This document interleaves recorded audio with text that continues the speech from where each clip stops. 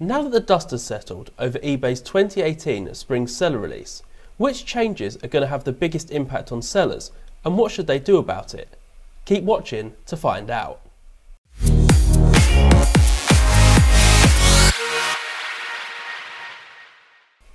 On today's episode of E-Commerce Heroes, I'll be talking to Dave Furness, a co-founder of Magento education site UnderstandingE, and also a co-founder of e-commerce news magazine eSellerCafe. We're going to be discussing some of the big changes that eBay have announced recently. There's big upheaval for sellers as eBay continues to move towards being a product-driven marketplace and pushes sellers to offer ever more generous returns policies.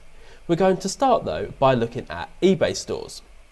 This month's video sponsor is Wunderlister, an affordable eBay listing tool that makes a great replacement for TurboLister.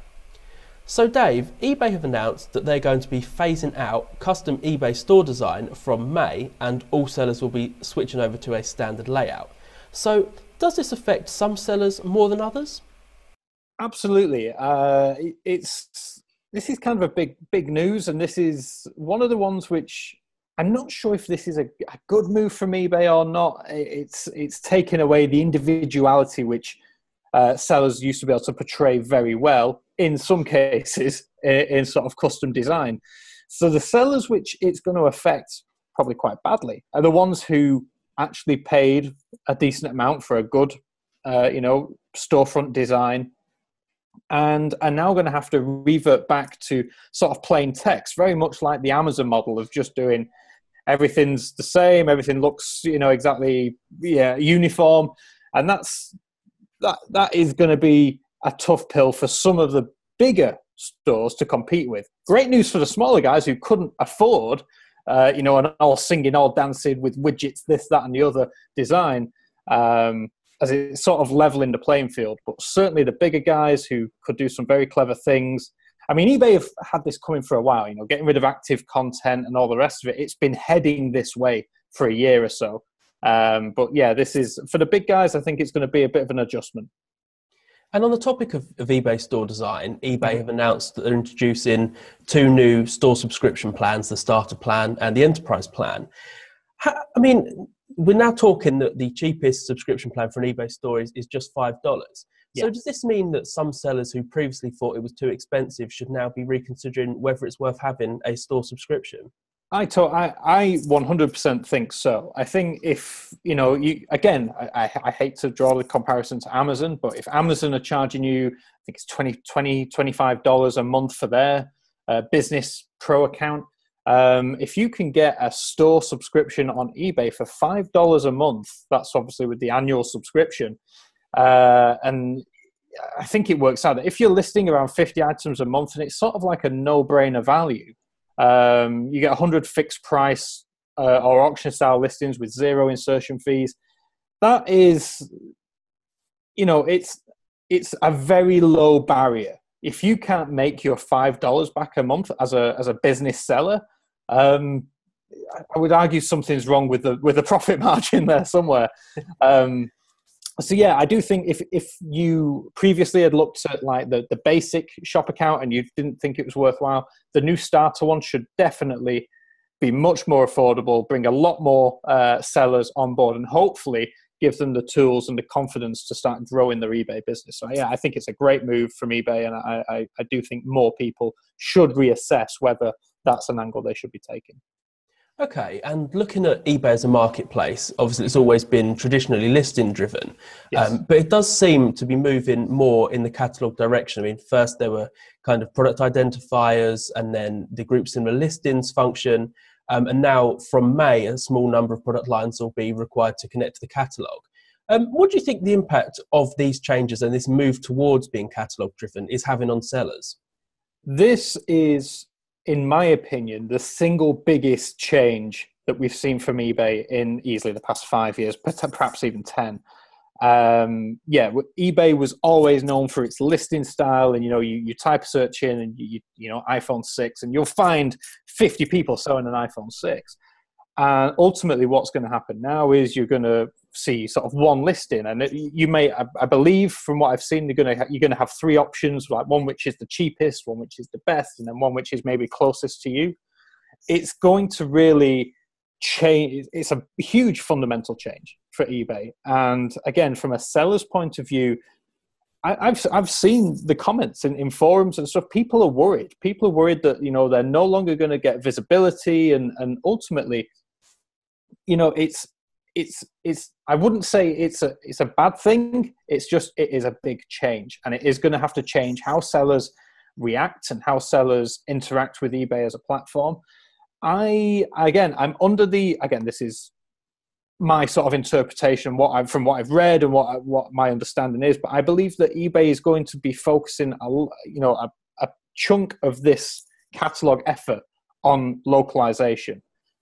So I do think, for a lot of sellers, instead of now competing with the globe in terms of, your listings, people from your area are going to see your list. So for example, again, using the USA as an analogy, if you're a seller in New York and you've got a listing, and there's a seller in California and they're listing the same product, and a buyer from New York searches, they're more likely to see your product than the one in California. So I think eBay are going to try and bring in this localization piece.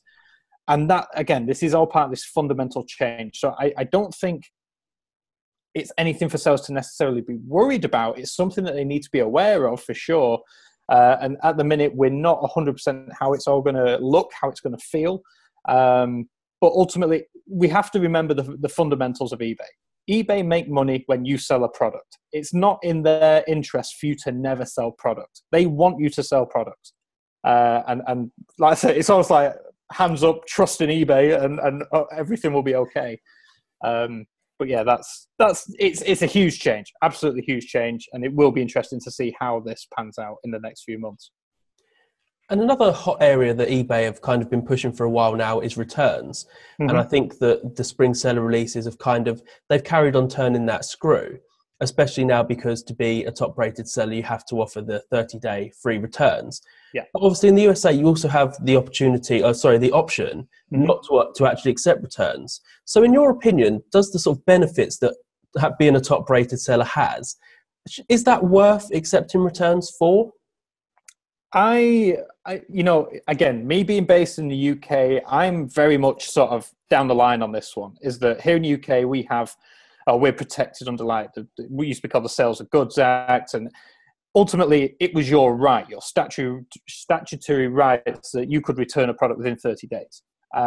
So for us here in the UK, we've been used to that. That's just been normal. Now I know in the US that there's not that sort of same precedence of legality there. However, Amazon do it. And that's the thing, is that, I know that if within 28 days I'm not happy with a product, I get on the, online chat to Amazon customer service, I'm getting a return. And that is the problem. For a lot of sellers, whether they like it or not, Amazon is changing buyer expectation. And eBay are almost forcing your hand to pull you in line with this new buyer expectation.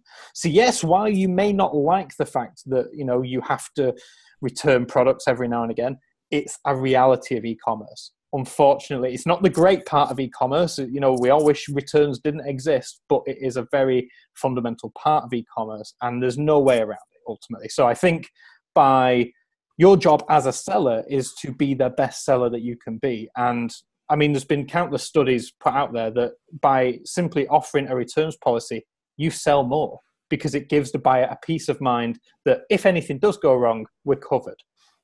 Even if they never ever return anything, it's that trust issue. And I think ultimately, I know it's not going to be popular with some sellers, but ultimately for the good of buyers and for the good of e-commerce, eBay probably needed to make this change. And yeah, absolutely. Is it worth being top rated seller? Yeah, of course it is. And therefore it is worth getting in line with these new policies. And one of the more intriguing, maybe not the most important, but certainly one of the most intriguing aspects of the US seller release was mm-hmm. the fact that eBay announced that they would be beginning to show promoted listings ads on the homepage. Yeah. How is that going to work from a seller's point of view, bearing in mind that kind of they're sort of search term driven? It's a very curious one, and let me explain again. This is one that has not been popular with a lot of sellers because again, it's like, oh, paying your way to success on eBay. It's exactly the same as what Google AdWords have been doing for years. Pay your way to the top of the page one on Google. The reality of it is that ultimately, previously, eBay would actually show external websites as sponsored links on the website. So they were actually taking people away from the eBay platform. That's not good. So actually by utilizing promoted listings and letting sellers bid on certain keywords and search terms, they're actually now keeping buyers on the eBay platform. That is a step in the right direction. And now, instead of you never having a chance of making a sale, if someone clicks off of eBay, you now have a chance. Now, again, I believe in some sort of top-rated seller terms, you do get an allowance, I believe, for promoted listings. This is where now, as a seller, you have to start experimenting. This is where, right, okay, we're going to start learning how this works. We're going to start running some experiments with promoted listings and seeing what sort of traction we get. You can ignore them if you want, but chances are if your competitors are doing them, they're going to be winning sales. And it's the age-old analogy. I see it with Google ads. I see it with Facebook ads. Why are you willing to spend $5 to make 20? The answer should always be yes. So if it works, you need to know it works. So that's, again, it's one of those, it's not great, but my argument with anything along these lines is always figure out how it works. Learn it. Is it good? Is it bad? And then go to action on it. It's as simple as that. Okay, and drawing together everything that we've covered in this interview and everything that's been said in the seller releases, what would be your top 3 e-commerce heroes tips for sellers to be successful with these new changes that are coming in throughout the course of 2018? That's a great question. So again, speaking sort of from my personal sort of opinion on this, my top 3 tips, my first one would be, don't be lazy. Ultimately, I see a lot of really bad listings on eBay. Do the fundamentals well. Selling on, again, something which I've said for a long time is that selling on eBay is simplicity done perfectly. They tell you what it is that you need to do. Write a good title, take good images, write a decent description, and fill in the damn item specifics. That's the big one which everybody misses. So don't be lazy. eBay tell you what to do, but people I know it's as a seller, as an entrepreneur, you get busy. You're like, oh, I'll just, quickly get that up. Don't. Take your time, do it properly, be better than the competition. That's like rule number 1 for everyone listening to this. Tip number 2 would be, again, probably what we just touched on, experiment with promoted listings. This is sort of like it's sort of a new thing for a lot of people. And the ones who win are going to be the ones who are the early adopters, the ones who learn how it works, learn what works and what doesn't, and then action on what works. I remember about 10 years ago when I was selling on eBay, eBay had something called ad commerce. It was basically PPC for eBay.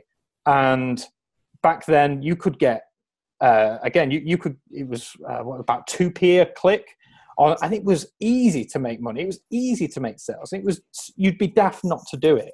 And then unfortunately got rid of ad commerce, but this is like their new updated 10-year later version of that. So get hands on with it.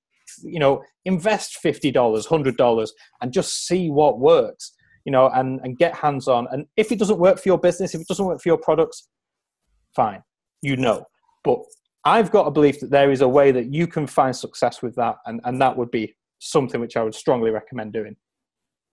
And thirdly, stay ahead of the game. It's like eBay are fantastic because, sometimes 2 times a year, sometimes 4 times a year, they give you their spring, summer, autumn, winter update. They tell you what's going to happen at least a month, often 2 or 3 months in advance.